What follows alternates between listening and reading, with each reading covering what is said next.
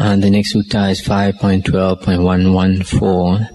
On one occasion, when the Exalted One was dwelling among the Magadhis at Anda Kavinda, the Venerable Ananda came to him, saluted and sat down at one side. And the Exalted One spoke thus to the Venerable Ananda, so seated. Ananda, the monks that are novices, lately gone forth, come newly to this Dhammavinaya. Those monks, Ananda, verily must be made to take heed of and enter into and stand fast in 5 things. What 5? Say thus, come you sirs, be virtuous, live restrained in the restraint of the Patimokkha, perfect in conduct and resort, seeing danger in the smallest fault, and endeavor to train in the steps of the training. Thus must they be made to take heed of and enter into and stand fast in the restraint of the Patimokkha. And say thus, come you sirs, live with the sense doors guarded, guarding mindfulness, skillful in mindfulness, with the ways of the mind well watched, possessed of a mind that is guarded and aware. Thus must they be made to take heed of and enter into and stand fast in the restraint of the senses. And say thus again to them, come you sirs, be little in talk, make a limit to talk. Thus must they be made to take heed of, enter into and stand fast in the limiting of talk. And say thus to them, come you sirs, be forest dwellers, seek you the ways of the forest wilderness, the outland bed and seat. Thus must they be made to take heed of, enter into and stand fast in seclusion as to the body. And say thus to them, come you sirs, be right in view, seeing right. Thus must they be made to take heed of, enter into and stand fast in having right view. Ananda, the novices lately gone forth, come newly to this Dhammavinaya, must be made to take heed of, enter into and stand fast in these 5 things. That's the end of the sutta. It's quite an important sutta for monks. The Buddha is saying that new monks must be advised to practice these 5 things. The first one is to live restrained according to the Patimokkha. The Patimokkha is the set of the precepts for monks who have obtained the higher ordination. The Patimokkha consists of 227 precepts for monks. So the first one is they have to train in these precepts of the Patimokkha. The second one, the Buddha says that they should restrain the sense doors, guard the sense doors, and always be mindful and aware. The third one is they should limit their talk. Talk only beneficial talk, not to talk unbeneficial talk. The fourth one is the Buddha advised them to be forest dwellers. This word forest is a translation, I think, of the Pali word aranya. Aranya is a secluded place. Can be a forest, can be a cave, can be up in a hill, etc. And the Buddha, generally the Buddha advised that new monks should train under a senior monk for 5 years.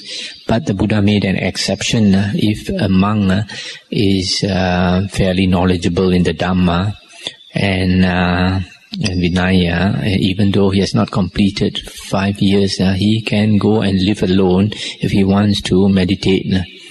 Because people are different. There are some monks who have are quite capable, even though they are new monks. Then the Buddha said they can go and live alone in forest areas. That is practicing seclusion as to the body. That means kaya viveka. Kaya is body, viveka is seclusion. Then the fifth one is to have right view.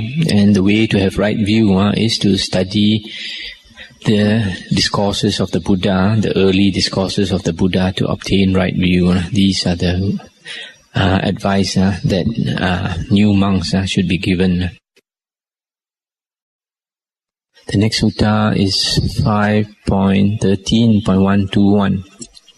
On one occasion, when he was staying near Vesali at the gabled hall in Mahavana, the Exalted One, rising from seclusion in the evening, visited the hall of the sick And the Exalted One saw a monk, weak and ailing, and at the sight he sat down on a seat made ready.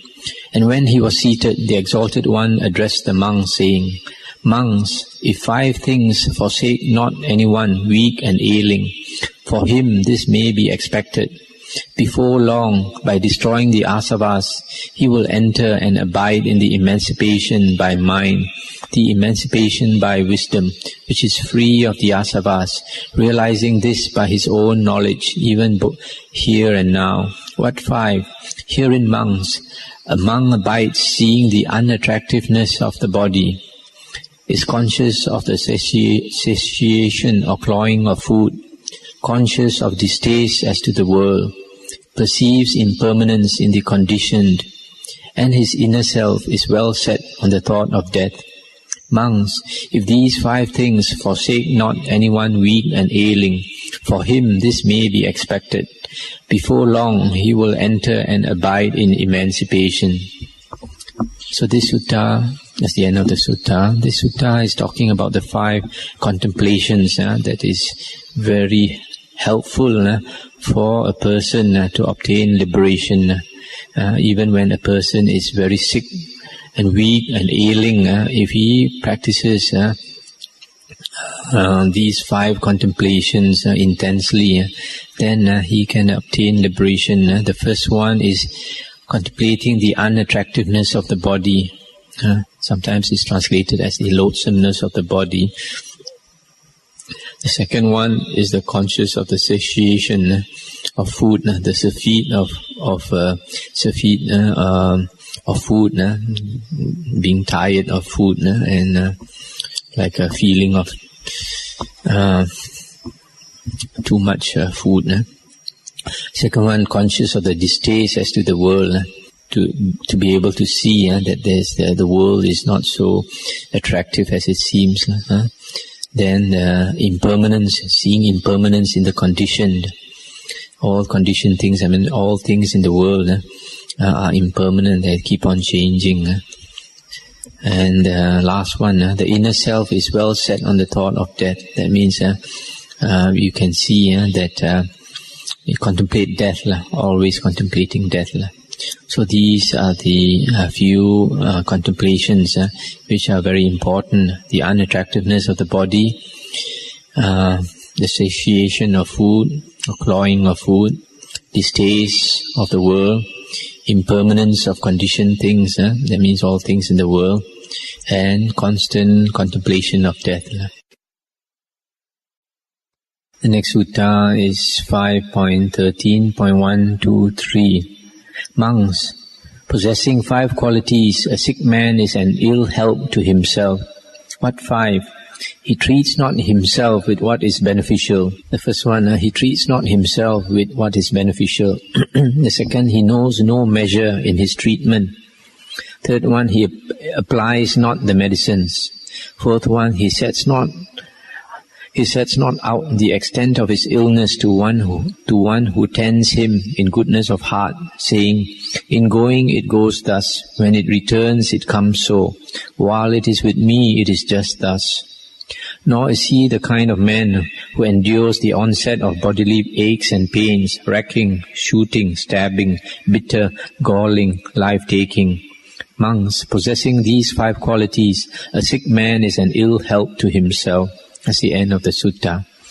Here, this sutta is saying such a person is not helpful to himself when he is sick. The first one, he does not know what is beneficial, what is not beneficial. The second one, he does not know measure. That means even what is beneficial, if he takes too much of it, that means he doesn't know the measure that he should take. When even medicine, you take too much of it, it can be harmful. The third one, he does not apply the medicines when he should use the medicines, he does not use them. The fourth one, he does not tell the person who is tending him about his sickness in detail, in clearly. And the fifth one, he cannot endure bodily pains.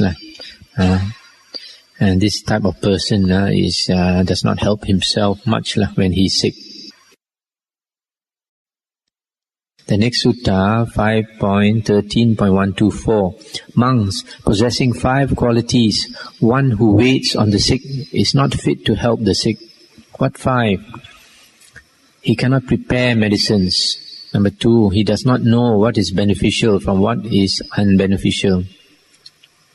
Offers what is not beneficial, does not offer what is beneficial.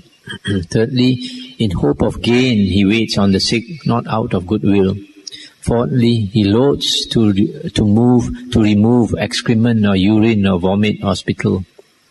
Fifth, nor can he from time to time instruct, rouse, gladden and satisfy the sick with Dharma talk. Monks possessing these 5 qualities, one who waits on the sick is not fit to help the sick. That's the end of the sutta. Here is talking about the person who is not suitable to tend to a sick person. The first one, he does not know how to prepare medicines. The second one, he does not know what is beneficial for the sick person or what is not beneficial for the sick person.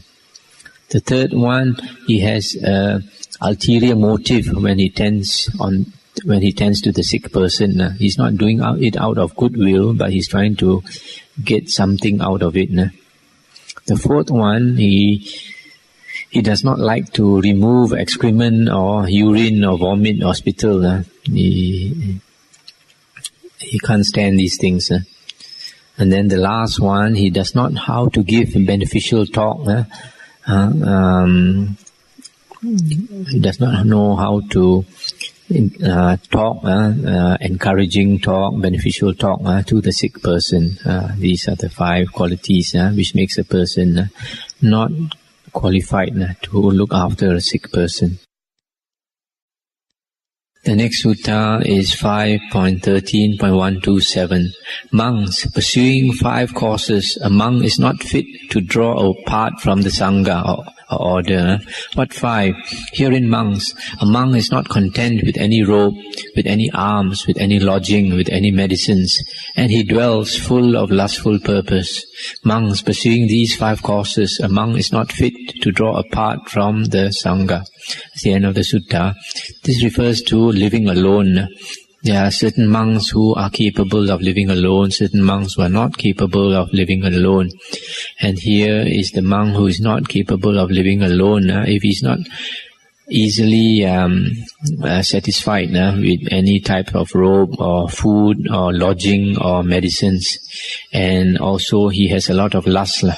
If he has a lot of lustful thoughts, then wherever he goes, even though he is physically alone, but he is not alone because these lustful thoughts is his company, keeping him company. So such a monk is not fit to dwell alone.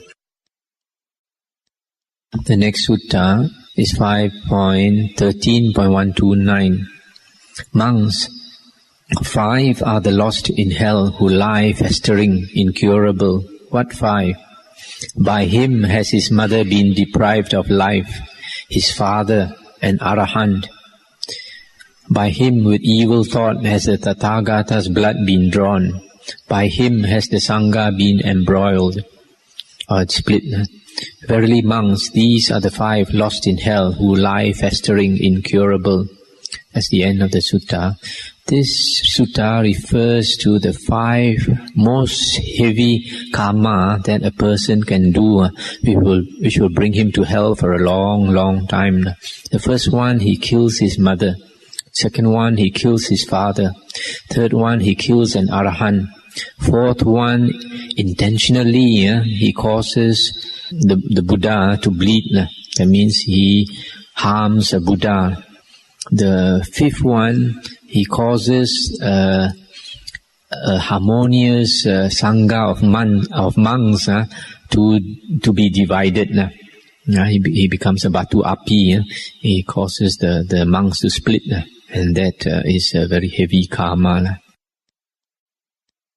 The next sutta is 5.13.130. Monks, there are these 5 losses. What 5? Loss of kin, loss of wealth, loss by disease, loss of virtue, and loss of view or right view. Monks, not caused by loss of kin, wealth, or by disease, do beings on the breaking up of the body after death arise in the wayward way, the ill way, the abyss, hell. Monks, caused by loss of virtue or by loss of view, do beings on the breaking up of the body after death arise in the wayward way, the ill way, the abyss, hell. Verily, monks, these are the 5.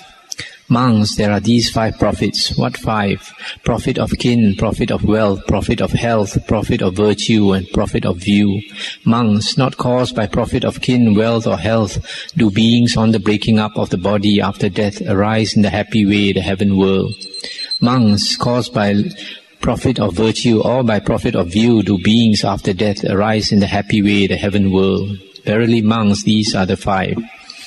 This sutta says that a person goes to hell because of loss of virtue and loss of right view. That means he has wrong view and he does not keep the precepts.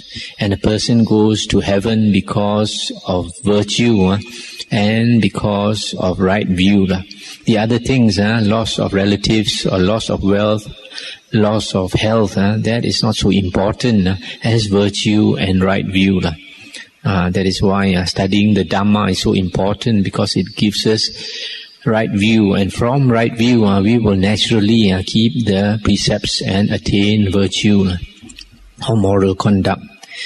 So always remember, right view is very, very important. Sutta number 5.14.133. The Buddha said, monks, the Raja who rolls the wheel, a Dhamma man, a Dhamma Raja, rolls on indeed no unroyal wheel. And when he had thus spoken, a certain monk said to the Exalted One, but who, Lord, is the Raja of the Raja, the roller of the wheel, the Dhamma man, the Dhamma Raja? It is Dhamma, monk, said the Exalted One. Herein, monk, the Raja, the wheel roller, the Dhamma man, the Dhamma Raja, relies just on Dhamma, honors Dhamma, reveres Dhamma, esteems Dhamma, with Dhamma as his standard, with Dhamma as his banner, with Dhamma as his mandate. He sets a Dhamma watch and bar and ward for folk within his realm. He sets a Dhamma watch and bar and ward for warrior and camp follower, for Brahmin and for householder, for town and country folk, for recluse and for Brahmin, for beast and bird alike.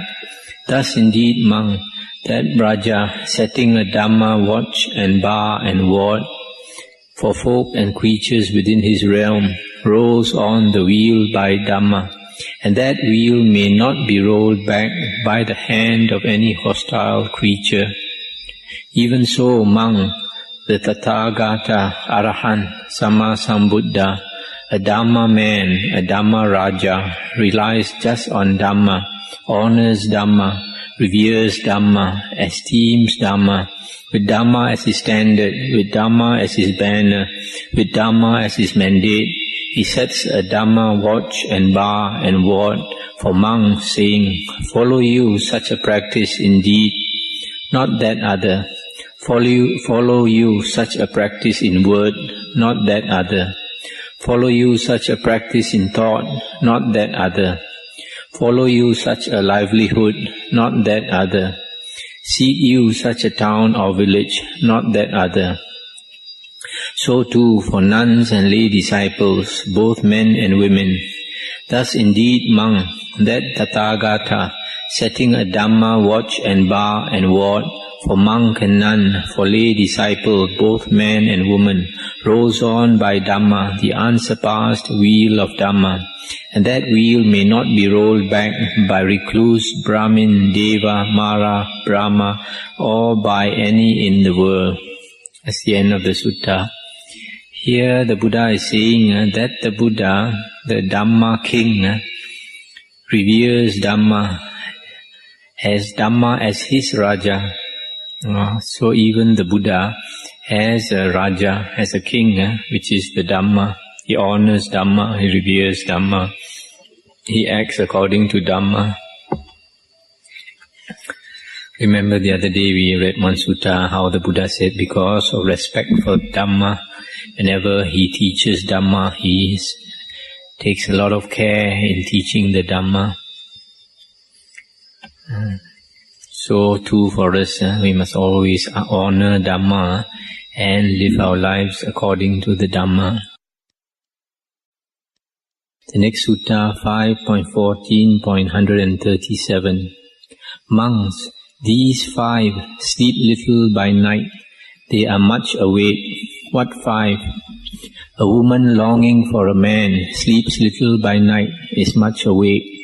So too a man longing for a woman sleeps little by night, is much awake. A thief longing for booty, for what he wants to steal, sleeps little by night, is much awake. A Raja bent on royal business sleeps little by night, is much awake. A monk longing for bondage liberation sleeps little by night, is much awake. Verily monks, these 5 sleep little by night, they are much awake. That's the end of the sutta. So you see, different people have different reasons for sleeping little at night. Some because of desires, a thief waiting to steal somebody's things, the Raja, the king, busy with all his office duties, and the monk longing for liberation, is tired of all this dukkha, so he strives very hard so that he doesn't sleep much at night. But then even though he doesn't sleep much, he does need sleep. The more developed his mind is by samadhi, he sleeps the less. The next sutta is 5.15.141. Monks, these 5 persons are found living in the world. What 5? One who gives and despises a man. One who despises a man by living with him, or lives with another and despises him. One who has a mouth to take in anything. One who wavers, and one who is foolish and mind-tossed. And how, monks, does a person give and despise a man? Herein, monks, a person to a person gives requisites, the robe, alms, lodging and medicines, and things I give, this fellow receives. He gives and despises him. Thus, monks, a person gives and despises a man. And how, monks, does a person despise a man by living with him? Herein, monks, a person lives with a person for 2 or 3 years. By living with him, he despises him. Thus, monks, a person despises a man by living with him. And how, monks, has a person a mouth to take in anything? Herein, monks, a person, while another is being spoken of in praise or blame, just promptly revels in it. Thus, monks, a person has a mouth to take in anything. And how, monks, does a person waver? Herein, monks, a person is uncertain in faith, uncertain in devotion, uncertain in affection, uncertain in goodness. Thus, monks, a person wavers. And how, monks, is a person foolish and mind-tossed? Herein, monks, a person does not know good conditions from bad, does not know blameworthy conditions from blameless, does not know low conditions from lofty, does not know whether conditions are evenly mixed with bright and dark qualities. Thus, monks, a person is foolish and mind-tossed. Verily, monks, these 5 persons are found living in the world. That's the end of the sutta. Here, the first one, the Buddha is talking about kind of person who gives to another and because of that despises the other fellow. Like some people, they don't have much respect for monks. Sometimes they give in, like he throws some things, like giving to a beggar. And some people, they think monks receive all the time and they because of that, they don't like monks. Some people, they give and then they lose respect. The second one, by living with another person, a person looks at all his faults and learns to despise him. He forgets that he himself has faults. We all have faults. It's very easy to look at another person's fault. And the third one, he has a mouth to take in anything. While another person is being spoken of in praise or blame, just promptly revels in it.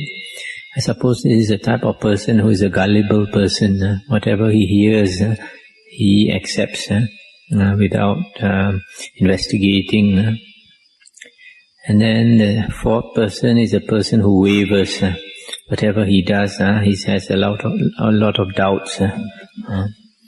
And doubts is one of the 5 hindrances that prevent us from seeing things as they really are.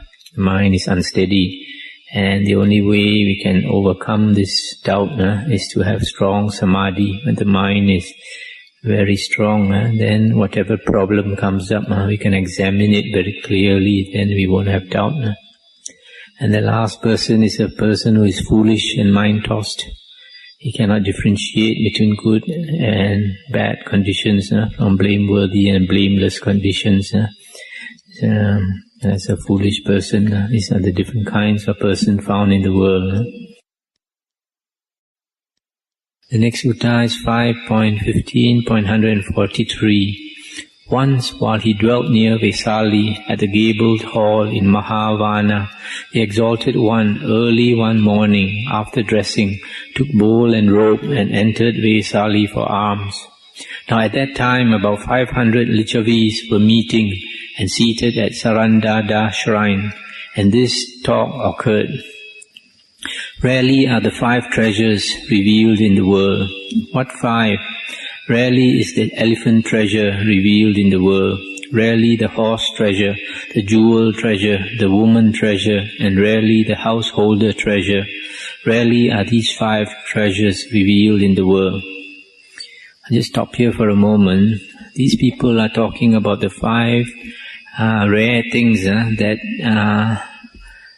appear in the world when a wheel-turning king, a universal monarch, appears in the world. This universal monarch is a king who has so much blessings and merit that he is able to rule the whole world.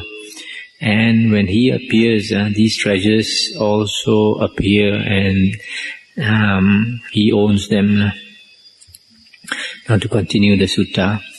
Now these Lichavis had put a man in the road, saying, "When, my man, you see the Exalted One coming along, come and tell us." And the man saw the Exalted One a good way off coming along, and he went and told the Lichavis, saying, "Sirs, here comes this same Exalted One, Arahant, Sammasambuddha, and now's the time to do what you meant." And the Lichavis approached the Exalted One, saluted him, and stood at one side. And so standing they said, "Lord, it were good if the Exalted One were to visit Sarandada shrine out of compassion." The Exalted One accepted in silence. And when he had come to the shrine, he sat down on the seat they had made ready. And so seated, he said this to the Lichavis, "What did you talk of, O Lichavis, as you sat here together just now? What talk between you was interrupted?" "Lord, as we sat together, the talk turned on how rarely the 5 treasures are revealed in the world." "What 5? Rarely is the elephant treasure revealed in the world. Rarely the horse treasure, the jewel treasure, the woman treasure, the householder treasure. Rarely are these 5 treasures revealed in the world." And the Buddha said, "Truly, with you Lichavis, sense-enthralled, talk between you turns just to things of the flesh. 5, O Lichavis, are the treasures rarely revealed in the world. What 5? The Tathagata, Arahant, Sammasambuddha is rarely revealed in the world. Rare in the world is a person able to teach Dhamma Vinaya, declared by the Tathagata. Rare is a person able to appreciate the teaching. Rare in the world is a person who conducts himself in Dhamma by Dhamma, recognizing the teaching Dhamma Vinaya declared by the Tathagata. Rare in the world is a person who is grateful and thankful. Verily, O Lichavis, these are the 5 treasures rarely revealed in the world. That's the end of the sutta.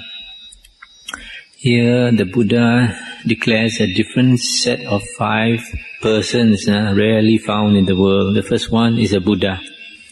I think remember I mentioned that the Buddha said that he looked into the past 91 world cycles, kappas, and he saw in the past 91 world cycles only 6 Buddhas appeared, which means it takes more on the average, more than 10 kappas, 10 world cycles for a Buddha to appear. That's why the Buddha is very rare. The Sambuddha, one who teaches the Dhamma. The second one is a person able to teach Dhamma Vinaya according to the way, like the Buddha teaches, according to the meaning taught by the Buddha, the pure Dhamma and the pure Vinaya. That means the original suttas of the Buddha and the Vinaya disciplinary code. And the third one is a person who is able to appreciate the teaching. One who appreciates the Dhamma taught by the Buddha. See, like tonight, we have this talk, and not many people here. Only about 20 people. KL has so many people, has so many Buddhists, but not many people really appreciate the Dhamma. Some people find the Dhamma very dry.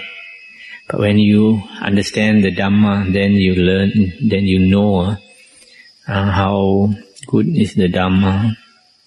And the fourth one, rare in the world, is a person who conducts himself in Dhamma by Dhamma. That means who lives his life according to Dhamma. That can only be a person who understands the Dhamma, and that is quite rare. And the last one is a person who is grateful and thankful. Every so often we come across ungrateful people. People whom we have done a service to and they don't appreciate and don't show gratitude. But that's the way the world is, so we have to accept that.